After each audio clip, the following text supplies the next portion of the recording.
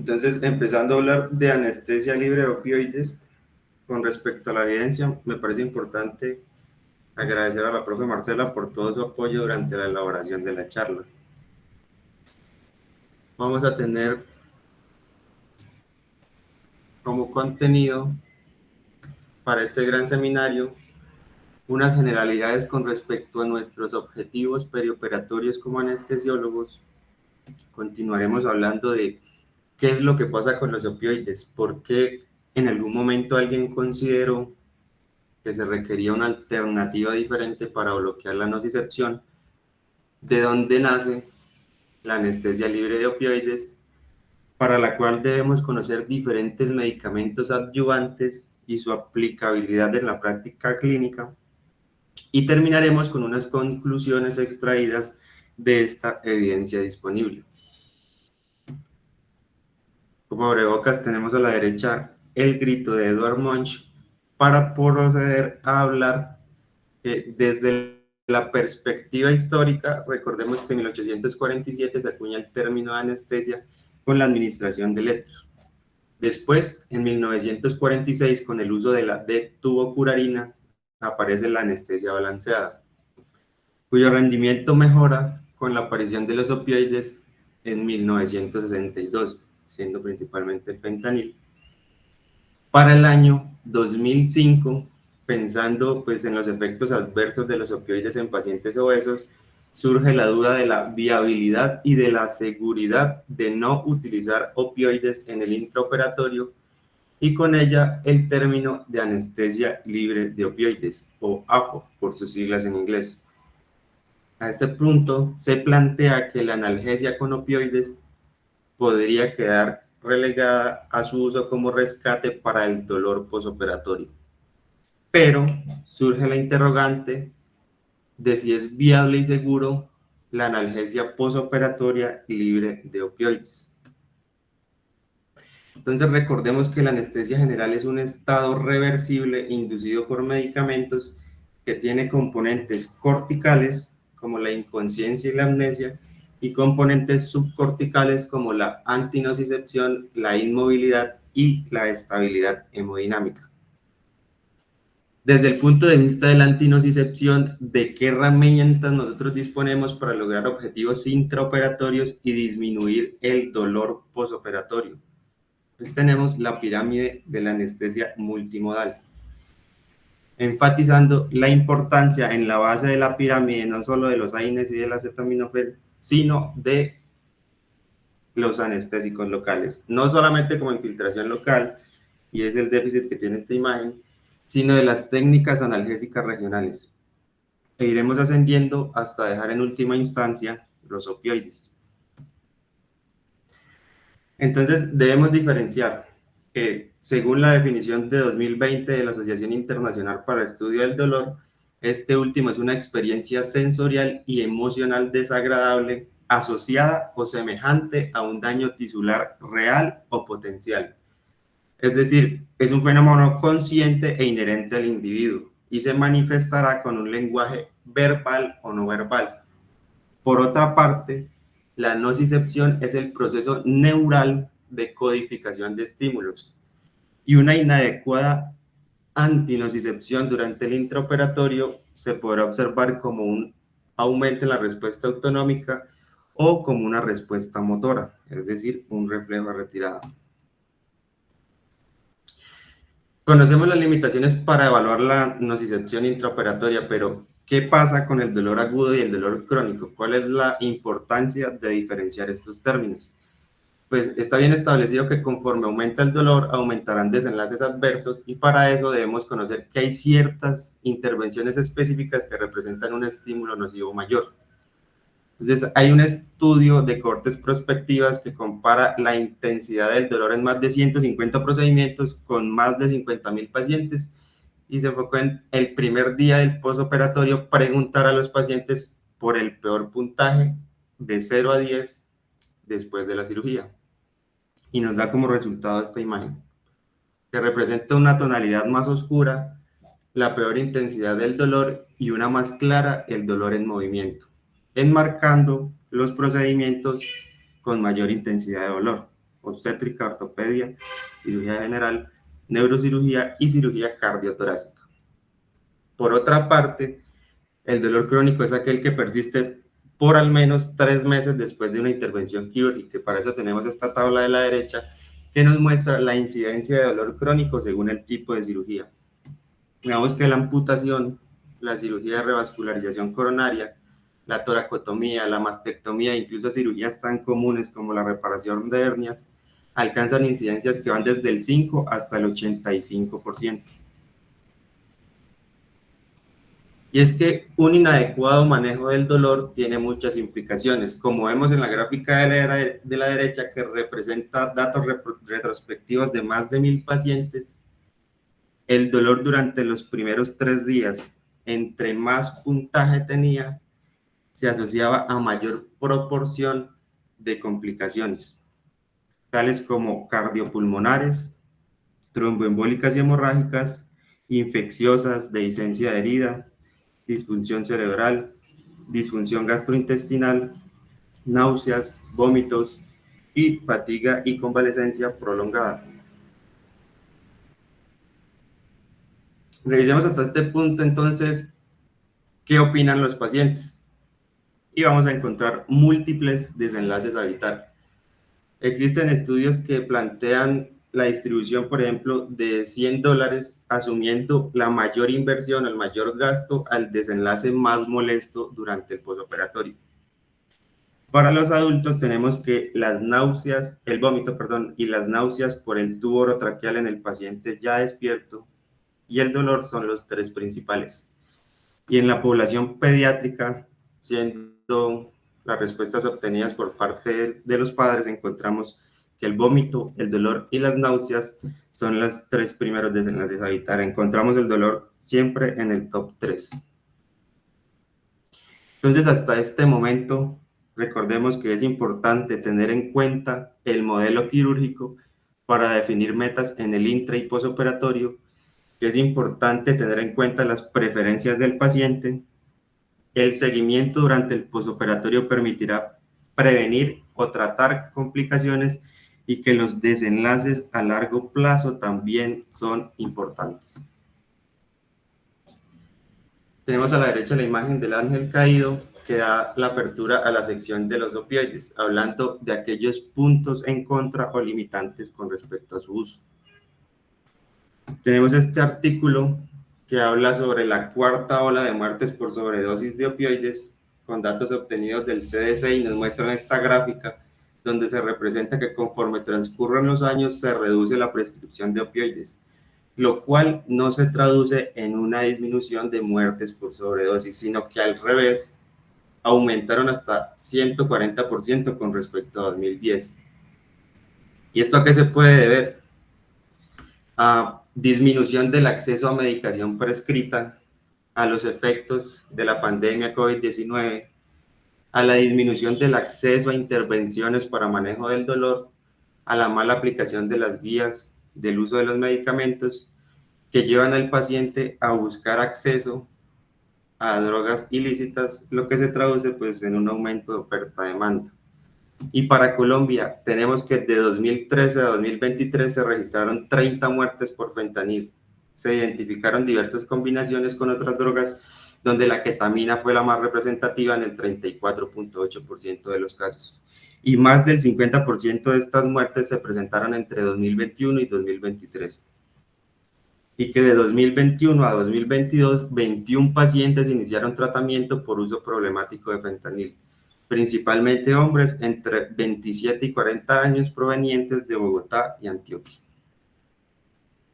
Además de la problemática social, también existen eventos adversos, siendo los más mencionados en la literatura con una incidencia variable que va asociado a la vía de administración y a las características del paciente.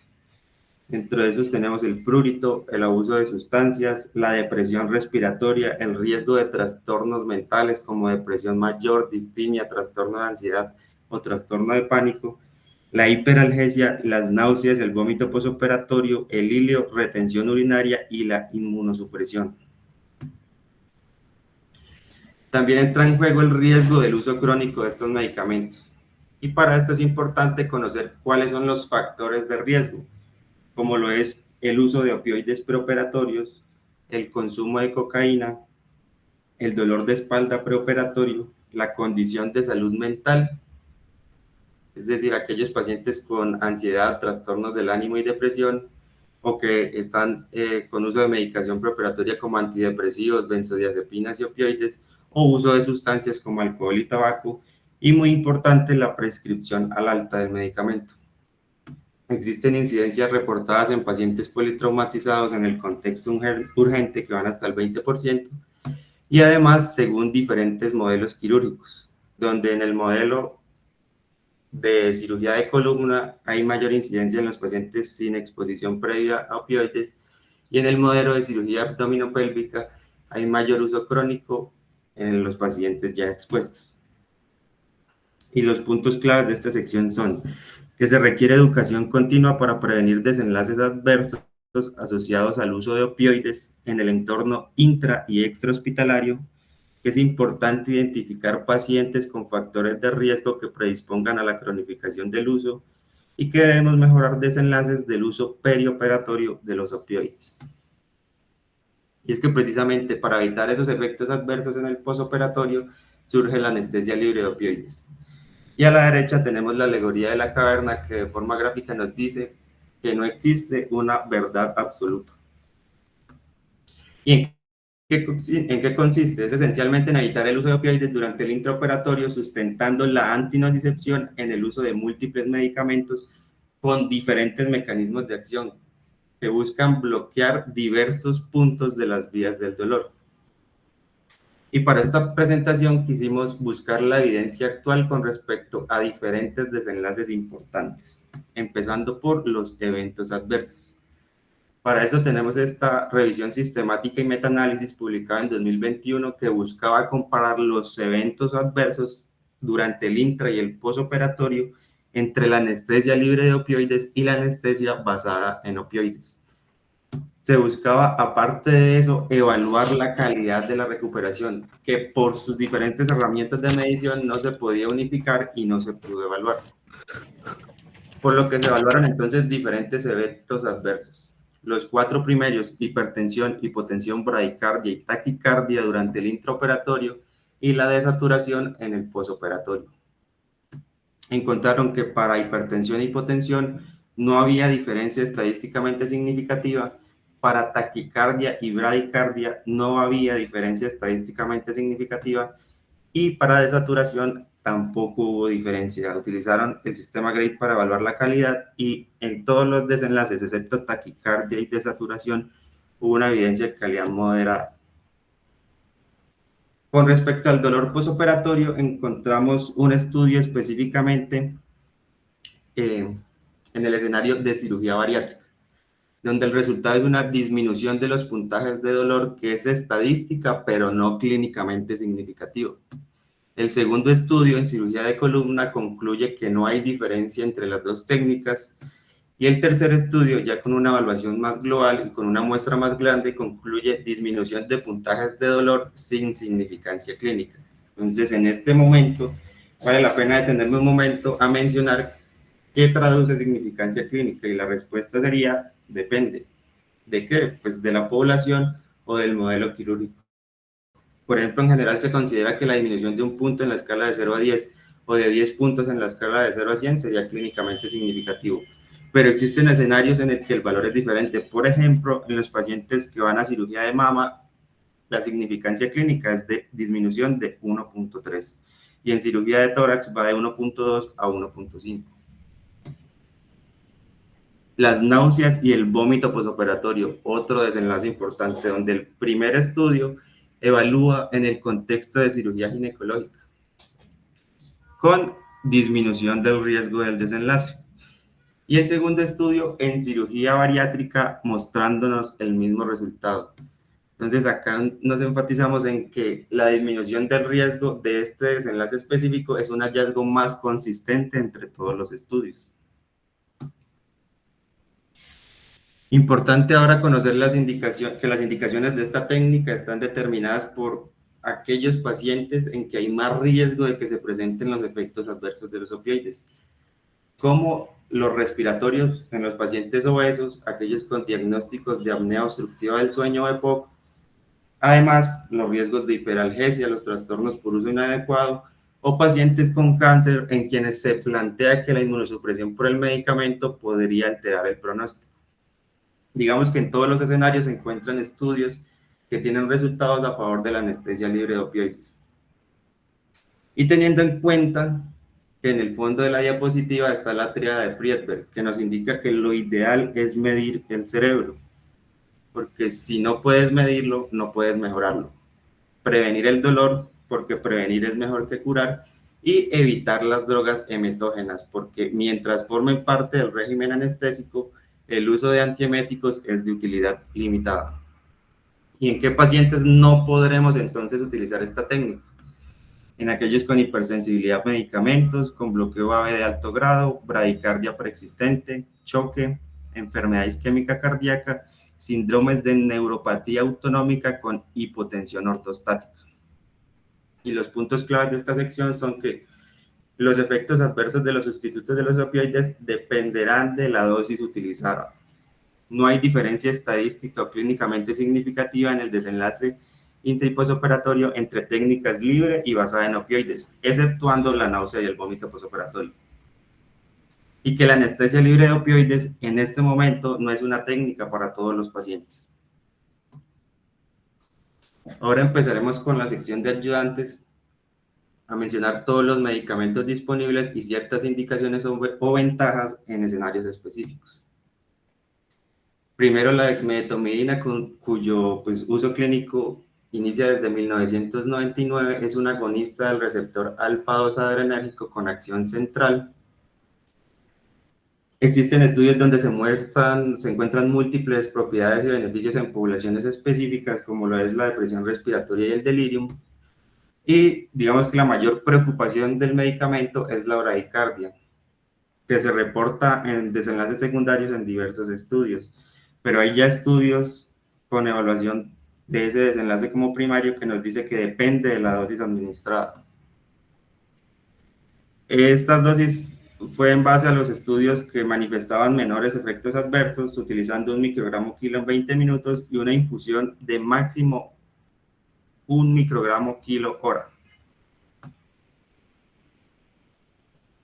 Con respecto a la evidencia, este primer estudio compara dexmedetomidina versus remifentanil y encontró con respecto al dolor en reposo que no hubo diferencia clínicamente significativa. Disminuía el riesgo de hipotensión, de temblor y náusea y vómito postoperatorio, pero aumentaba el tiempo de extubación y la estancia en unidad de cuidados por anestésicos sin diferencia en bradicardia. Y el segundo estudio habla del uso del medicamento como sustituto de los opioides y encontró disminución del número de rescates analgésicos, que hubo mayor bradicardia y ninguna diferencia en otros eventos hemodinámicos. La disminución de la frecuencia cardíaca será entonces la mayor preocupación, pero como mencioné anteriormente, esta es dosis dependiente. Con respecto a la lidocaína, desde 2020 tenemos este consenso sobre la eficacia y seguridad para el dolor postoperatorio. Nos dan unas recomendaciones claves como calcular el peso ideal, no usar más de 120 miligramos hora, tener una separación de 4 horas con bloqueos o estrategias epidurales, administrar por un acceso venoso sin otras infusiones, utilizarla por máximo 24 horas y después reducir la dosis al 50% y tener la infusión lipídica disponible. Con contraindicaciones como la patología cardíaca descompensada, las alteraciones en la conducción AV, bloqueos de rama conocidos y el QT corregido prolongado. Se administra un bolo de 1 miligramo por kilo y una infusión de 1 a 1.5 miligramos kilo hora, buscando concentraciones de 2 microgramos mililitro. Con respecto a la evidencia, el primer estudio lo traje porque dio las pistas iniciales de que en el modelo de cirugía abdominal la lidocaína tendría cabida, pero pues el resultado al final son muy concluyentes los autores al decir que es de baja calidad la evidencia, por lo cual busqué estudios en diversos escenarios, empezando por la calidad de la recuperación, evaluada con la herramienta QR40, que es una medida global de la calidad de la recuperación. Y es interesante porque incorpora 5 dimensiones de salud, que es el apoyo al paciente, la comodidad, las emociones, la independencia física y el dolor. Y cada ítem se califica en una escala Likert de 5 puntos, es decir, de a 1 siendo malo y 5 siendo la mejor calificación. Y el resultado general es 40 siendo una calidad extremadamente baja y 200 una calidad de recuperación excelente. Y encontramos que aumenta el puntaje global, pero pues hay que determinar en qué ítems es que interviene. El tercer estudio habla ya de la utilidad analgésica en cirugía colorectal, donde encontramos disminución del dolor clínicamente significativo en infusiones mayores a 24 horas. Además, disminuyendo la estancia hospitalaria y el tiempo a primera deposición. Y el último estudio es en el escenario muy importante del dolor agudo y crónico en pacientes en el contexto de resección mamaria por cáncer y disminuye el dolor crónico a 3 y 6 meses. Pero, ¿qué sucede si el medicamento no se ajusta al perfil del paciente o tiene contraindicaciones? Tenemos la ketamina, un bloqueador de receptores NMDA, y para este medicamento tenemos el consenso de 2018, donde nos mencionan que la mejor evidencia está dada para el uso perioperatorio en cirugías con dolor moderado a severo, teniendo en cuenta las contraindicaciones como la enfermedad cardiovascular pobremente controlada en embarazo, la psicosis, la disfunción hepática y la elevación de la presión intracraneal e intraocular. Se administra un bolo de 0,35 miligramos kilo y se continúa una infusión de hasta 1 miligramo kilo hora, buscando concentraciones de 100 a 200 microgramos por mililitro. Con respecto a la evidencia, el primer estudio es la revisión Cochrane de su uso para dolor agudo postoperatorio, donde encontramos que disminuye el dolor, pero no es clínicamente significativo, disminuye el náusea y vómito postoperatorio, disminuye el consumo de opioides con mayor tiempo en primer rescate e importante, no hay diferencia en eventos adversos. El segundo estudio nos habla del efecto sobre la calidad de la recuperación y encontramos que mejora la calidad de recuperación y sobre todo los puntajes en los scores de ansiedad y depresión diferencian efectos adversos. Por ende, además de su efecto en múltiples desenlaces, es resaltable su función sobre los scores de ansiedad y depresión. Si estuviese contraindicada la ketamina, tendríamos la opción del sulfato de magnesio, un antagonista no competitivo del receptor NMDA, en el que a partir de concentraciones superiores de 3.5 milimol litro podremos encontrar pérdida de reflejo patelar, que es el hallazgo clínico que indicaría que debemos tener precaución para no avanzar a concentraciones más altas que pueden producir inclusive la parada cardíaca. Y como todo medicamento existirán contraindicaciones como la hipotensión o bradicardia, la enfermedad cardíaca, la sedación excesiva, pacientes con náuseas o vómitos, los niveles séricos elevados y la falla renal. Se administra un bolo de 30 a 50 miligramos por kilo y se continúa una infusión de 8 a 15 miligramos kilo hora. La evidencia disponible está principalmente asociada con los desenlaces de minimizar dolor y el consumo de opioides, donde es recalcable que el sulfato de magnesio aumenta el tiempo al primer rescate analgésico hasta por 183 minutos, sin aumentar los eventos adversos. Pasamos ahora al ayudante que siempre debería estar, independientemente de que sea infiltración local o de que sea bloqueo single shot o un catéter continuo, ya que tenemos evidencia robusta y múltiples guías que dan las recomendaciones de su uso como estrategia ahorradora de opioides, desde guías Prospect de cirugía de mama, cesárea, toracoscopia videoasistida, hasta el contexto de cirugía de columna. Para esto quise revisar evidencia específica sobre algunos desenlaces a corto y largo plazo. Inicialmente, el bloqueo continuo de nervio periférico versus los opioides. Este estudio mostró que se disminuye el dolor hasta las 72 horas posoperatorias, hasta en el 50% en el puntaje. Además, aumenta la satisfacción del paciente y otros desenlaces importantes, teniendo en cuenta que aumenta el riesgo de bloqueo motor. El segundo estudio, comparando la vida de la administración epidural versus los opioides en cirugía abdominal, nos dice que hay una recuperación gastrointestinal más rápida y una disminución de los puntajes de dolor. Y el último estudio, comparando la analgesia regional versus los opioides en la prevención de dolor posoperatorio persistente, definido como un dolor que va más allá de 3 meses después de la intervención, nos muestra que disminuye el OR para este desenlace en toracotomía, cesárea y cirugía de mama, sin posibilidad de extrapolar datos a la población pediátrica. Entonces, podemos decir que la analgesia regional es a la anestesia lo que la Mona Lisa al arte, una de las máximas expresiones de la renovación en búsqueda de mejorar los desenlaces. Y ahora, ¿cuáles son los puntos clave? Primero, conozca los adyuvantes disponibles, las indicaciones y las contraindicaciones. Que los efectos adversos de los medicamentos dependerán de la dosis utilizada. Siempre utilice analgesia multimodal e independiente de la técnica utilizada, el bienestar del paciente es la prioridad. Terminando ya la charla, vamos a dar unas conclusiones con respecto a la anestesia libre de opioides y los hallazgos con respecto a la evidencia. Tenemos que hay escenarios específicos en los que el paciente se beneficiará de esta técnica. Existe suficiente evidencia para determinar que la anestesia libre de opioides, en comparación con aquella basada en opioides, no conlleva a peores desenlaces. La evidencia en la población pediátrica es de calidad limitada y no existe evidencia suficiente sobre la analgesia posoperatoria libre de opioides.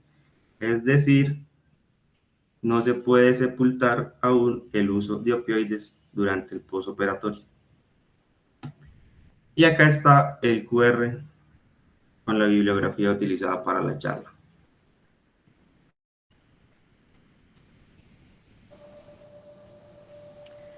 Bueno, John, muchas gracias por tu charla y muchas gracias al público por acompañarnos. Dejamos el espacio abierto para preguntas y comentarios. Yo voy a empezar haciéndote una pregunta, John, y es, después de que haces toda esta revisión de la evidencia que encontraste, una de tus conclusiones o la primera conclusión que nos das es que la anestesia libre de opioides es de elección en un grupo específico de pacientes.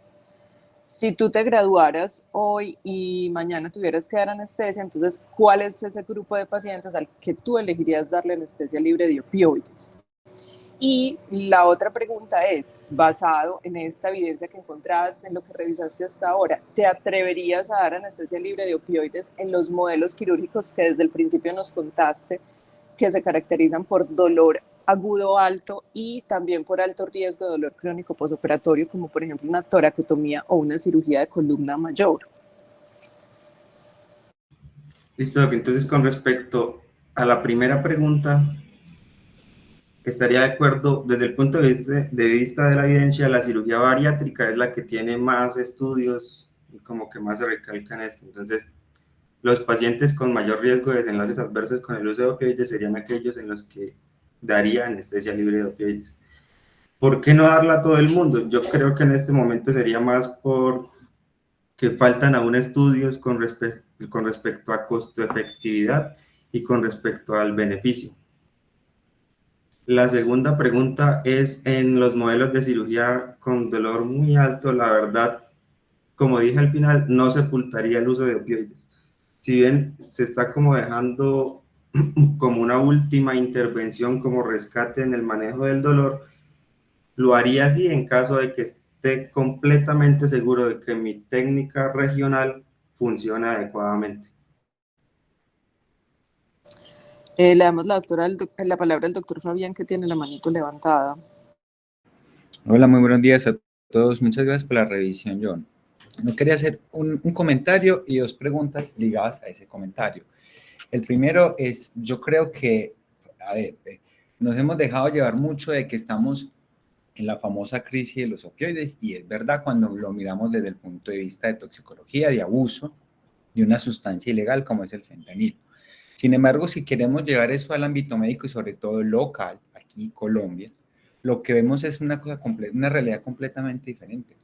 Si nos hemos dado cuenta es que nosotros ni siquiera usamos analgésicos, analgésicos simples como los AINES de manera regular en el posoperatorio, ¿sí? ¿Qué vamos a esperar los pacientes que supuestamente deberían ser adecuados candidatos para opioides cuando nos enfrentamos a un evento de dolor crónico, que eso sí, y usted lo demostró muy bien en la evidencia, sí pueden tener un impacto? Es decir, en mi concepto y lo que estoy viendo, antes, al contrario, nosotros no hemos hecho un adecuado uso de los opioides, pero por el otro lado, por el subuso del mismo. Entonces yo creo que aquí, por lo menos en nuestro contexto regional, estamos todavía muy lejos de que ocurra algo por el estilo. Ya metiendo en la parte de la charla, primero ya una pregunta, ¿qué es usted que considera una anestesia libre de opioides? Porque si usted a mí me dice, es una anestesia libre de opioides de uso analgésico, es decir, medicamentos de acción intermedia prolongada, tipo morfina, hidromorfona, oxicodona e inclusive, bueno, colocando el fentanilo, o también le metemos a esa bolsa el uso del remifentanilo, que es un analgésico de acción ultra rápida, que lo que se espera farmacocinética dinámicamente es que una vez suspendida se acabó el efecto, ¿sí? Es decir, no podemos meter en la misma bolsa esos dos medicamentos. Esa es la pregunta y casi que una duda en cuanto al qué y el cómo, que ahí me preocupa un poquito. Entonces, nos mostraste una cantidad de medicamentos que podían ser una estrategia. Aquí el reto es el cómo yo voy a aplicar esos medicamentos y esas estrategias para los diferentes modelos quirúrgicos. Lo que me lleva también a otro cuestionamiento. ¿Qué va a pasar, por ejemplo, con la halogenado? Es que si usted a mí me dice, ¿yo puedo dar anestesia libre de opioides con halogenado? Sí. Yo perfectamente puedo llevar mi halogenado a una MACBAR, con eso cumplo todos los objetivos y no tengo que usar ningún opioide. O sea, la respuesta fácil es sí. ¿Qué pasa? Que aquí va la segunda pregunta, con el uso de los halogenados, ¿sí? En este tipo de técnicas, me toca subirlo. Yo no he revisado muy en detalle los estudios que mostraste, pero ¿qué es lo que ellos hacían con los halogenados? ¿Sí? Le subían más o más cuánto le tenían que subir y cómo empleaban estas técnicas, estos medicamentos en los diferentes modelos clínicos, por lo menos en los que teóricamente hay indicación para esto. Sí, aquí es donde está realmente el gran cuestionamiento a este tipo de técnicas, porque todos dicen, todos hablamos de anestesia libre de opioides, pero cuando lo vamos a llevar a la práctica, entonces, ¿cómo lo hago? ¿Sí? Cuando no tengo la posibilidad de hacer un bloqueo, porque es que, nuevo, lo que yo le digo a los residentes, si usted tiene la posibilidad de bloqueo, hágalo y hágalo desde el principio, y con eso puede inclusive no solamente ahorrar, sino evitarse el opioide. Perfecto. Pero en muchos casos no es posible hacer esto. Entonces, esas dos preguntas sí me gustaría que de pronto vos o Marcela, que revisaron el tema, me ayuden a trabajar. Sí, profe, con respecto a los opioides, en el intraoperatorio, remifentanil y fentanil, principalmente por el riesgo de hiperalgesia y también por el uso crónico. Cuando evaluaban pues el manejo del dolor postoperatorio, ya entraban opioides como la morfina y la hidromorfona. Con respecto a la pregunta del halogenado, lo que entonces, perdón, pero entonces yo puedo decir, no voy a usar fentanil ni hidromorfona, sino con remifentanilo solamente, y con otras técnicas, ¿puedo hablar de una anestesia libre de opioides o entra en la misma bolsa? Si uso, por ejemplo, solo remifentanilo. No.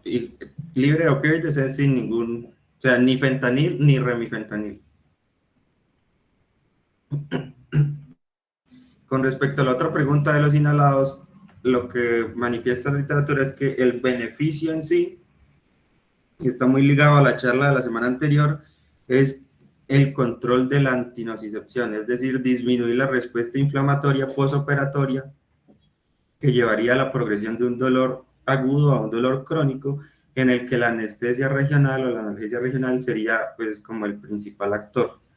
Pero no se valían tanto del halogenado, sino que la anestesia libre de opioides se basa en utilizar múltiples estrategias la sumatoria de todos los efectos que parecen no ser clínicamente significativos para lograr esa significancia precisamente.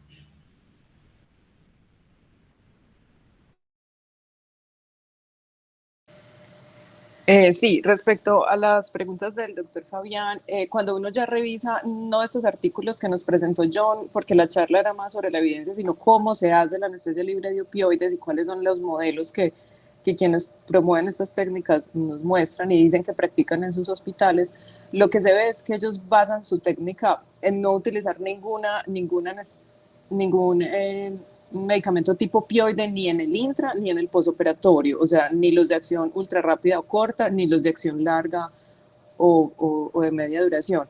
Y basan su técnica básicamente en técnicas regionales. Por eso, en esta anestesia libre de opioides, la base de la pirámide, nos decía John, es el uso de técnicas regionales. Casi que ninguna de esas técnicas va a ser útil cuando no se puede poner esa base como de una técnica regional o un anestésico local, ya sea un bloqueo, una peridural o un catéter continuo.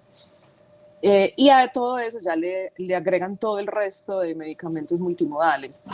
Entonces, en realidad, es importante, pues, y creo que es válida la conclusión que nos da John, es que no es para todos también, porque no es para todos los modelos quirúrgicos. Y sin duda persiste la duda de, de si es posible la analgesia posoperatoria libre de opioides. Hasta acá, con la evidencia que tenemos, podríamos decir que es posible hacer la anestesia, no siempre y no para todos los modelos quirúrgicos, pero la analgesia es insuficiente con lo que llevamos hasta acá. Veo la mano levantada de la doctora, del doctor Juan Carlos Villa y creo que la doctora Adriana. Sí, correcto. Gracias por la revisión. Hello. Sí, profe, te escuchamos. Bueno, esta definición de salud de Alejandro Fadal, un anestesiólogo, me parece muy interesante aplicarle al tema. La salud es la habilidad que tenemos las personas para gestionar los desafíos físicos, mentales y sociales que se nos presentan en la vida. Tener una enfermedad no me impide ser saludable. Si he podido gestionar el dolor, estoy saludable, por ejemplo.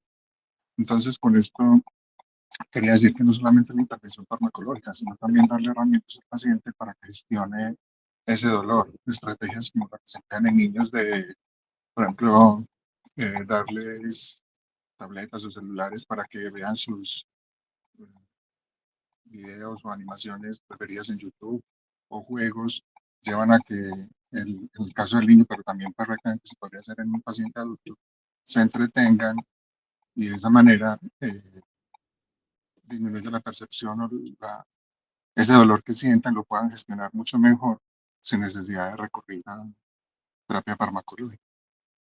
Sería una estrategia interesante aplicar también en adultos. Muchas gracias. Gracias, profe, por tu comentario. Sin duda, en dolor tenemos ahí una deuda muy grande sobre conocer todo el resto de técnicas que tienen las medicinas alternativas, las medicinas bioenergéticas y de pronto están ahí para empezar a ser estudiadas. Le doy la palabra a la doctora Adriana y luego a la doctora Susana.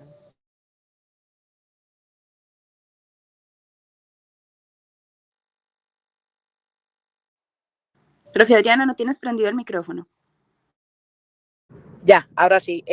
Buenos días para todos. Felicito a John Ferrer por su revisión bien hecha sobre un tema que genera bastantes comentarios.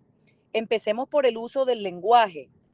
Titular una práctica clínica como libre de opioides, tanto para el acto anestésico como para la analgesia posoperatoria, desde la filosofía resulta casi prepotente, porque es pretender que a un médico le peguen todos los bloqueos o que no tengan contraindicaciones para los ayudantes como la ketamina, la dexmedetomidina, etcétera, etcétera. Entonces, el uso del lenguaje creo debe ser propio de los científicos, de los doctores que somos nosotros.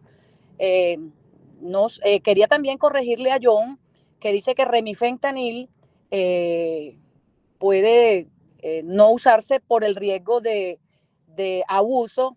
Yo no he leído ningún ensayo diciendo que el uso de cualquier opioide, no solo remifentanil, fentanil, morfina, en el transoperatorio se asocie con abuso.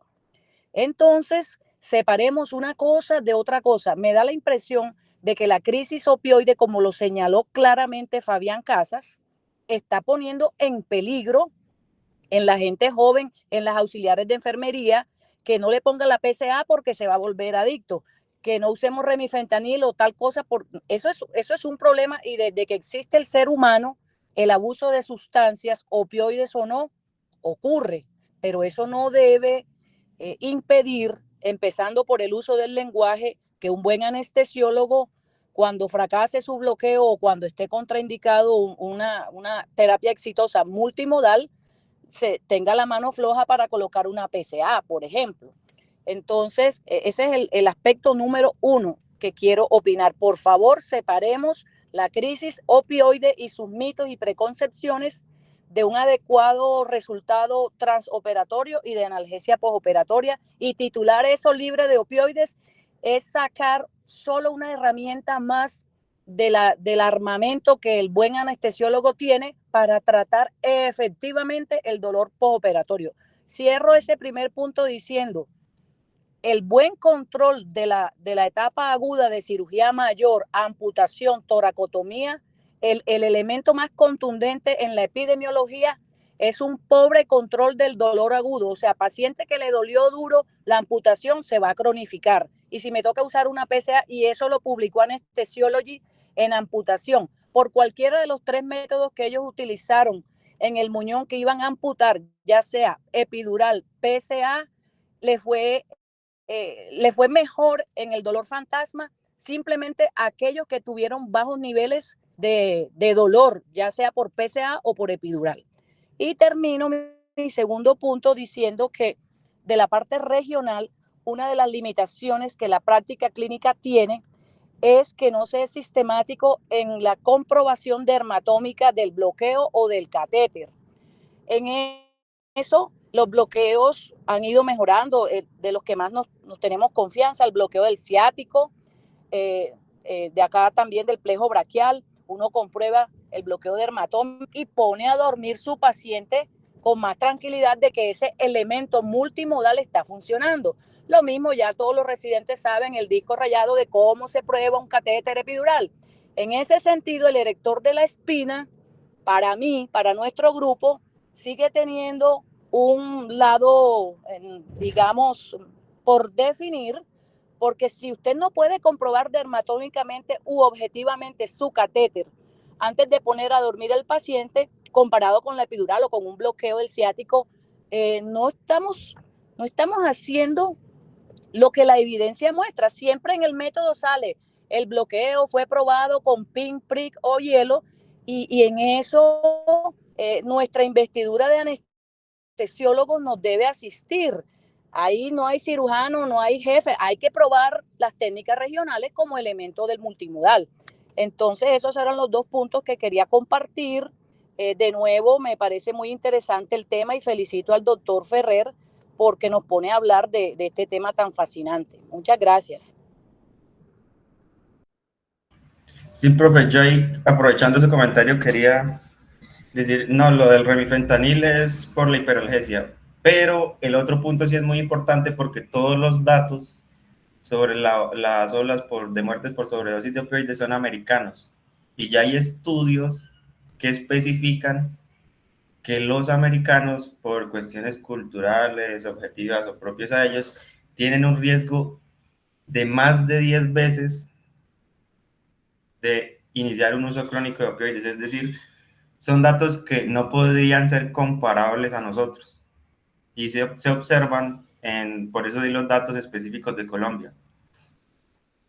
O sea, no es igual el uso crónico o la adicción a opioides en América a la que podríamos tener acá. Y finalmente la doctora Susana.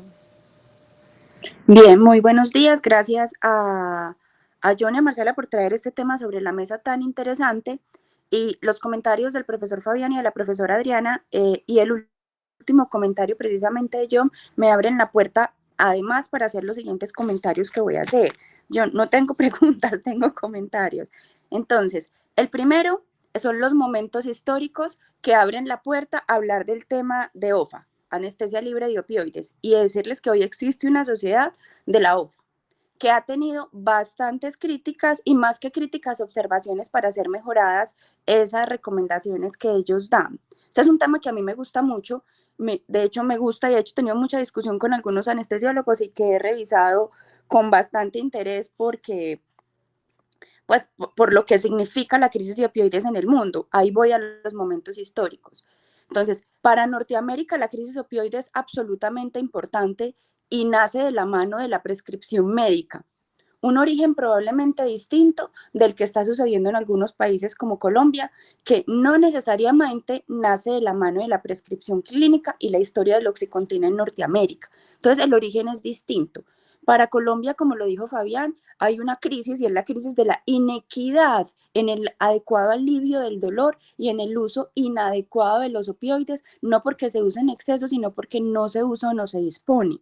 Entonces, miren que hay dos momentos distintos y dos orígenes diferentes. Entonces, para Norteamérica es unos costos gigantescos la crisis opioide, pero ojo, que no nace del uso único en el intraoperatorio, como bien lo recalca la profe Adriana Cadavid. Entonces, ubicarnos en el contexto es fundamental, eso es lo primero. Lo segundo es hacer un paréntesis y hacer un ojo. Las recomendaciones del uso de ketamina y las recomendaciones del uso de lidocaína para el buen control del dolor posoperatorio no son recomendaciones que nazcan de estudios con anestesia libre de opioides. Entonces, extrapolarlo a ese escenario puede ser un poquito conflictivo en términos del análisis de la evidencia. Tercero, cuando se habla del riesgo de hiperalgesia y riesgo de tolerancia con el remifentanil en el uso intraoperatorio, la Sociedad Americana de Anestesiología y la Federación Mundial de Anestesiología le dicen, ojo, que es que todo el mundo no tiene riesgo de hacer hiperalgesia o tolerancia con el remifentanilo. Y le dice precisamente a la OFA, mire, lo que necesitamos es medicina personalizada. Y eso nace precisamente de esa observación del riesgo de los americanos de desarrollar más hiperalgesia probablemente con el remifentanilo, pero no todos los americanos. Y entonces abre una puerta al mundo que se está estudiando y es el de la medicina personalizada, y es decir, cuáles son esos pacientes que sí tienen riesgo de desarrollarla para en esos crear estrategias especiales. Y precisamente la ASA y la Federación Mundial también nos dicen, mire, se necesitan buenos protocolos con experiencia para ser aplicados una real anestesia libre de opioides, porque no se puede aplicar hoy yo quiero, sino que tienen que existir protocolos que sí garanticen que esos pacientes no van a tener desenlaces adversos. Lo siguiente es el momento de la evidencia, y el momento de la evidencia es que muchos de los metaanálisis que mostraste, publicados entre 2020 y 2022, no incluyen nuevos estudios de 2023 y 2024 que han mostrado no diferencia en el dolor crónico, sí gran diferencia en el vómito, la náusea del vómito postoperatorio, y no diferencia y sí diferencia en el mayor uso de vasopresores de acción corta en el intraoperatorio, que probablemente no tengan desenlaces en mortalidad, eso también es cierto. Entonces las grandes sociedades del mundo dicen, mejor no hablemos de anestesia libres de opioides, sino un uso regulado y minimizado de los opioides y una anestesia y un manejo personalizado de la medicina personalizada. Esos son como los comentarios que quería hacer de un tema que me parece absolutamente importante, interesante y que está en la mesa en este momento. Muchísimas gracias a todos los profesores por sus comentarios y enseñanzas. No veo más manitos levantadas, ¿me confirman si es así? Bueno, muchas gracias a todos por acompañarnos y damos por terminada esta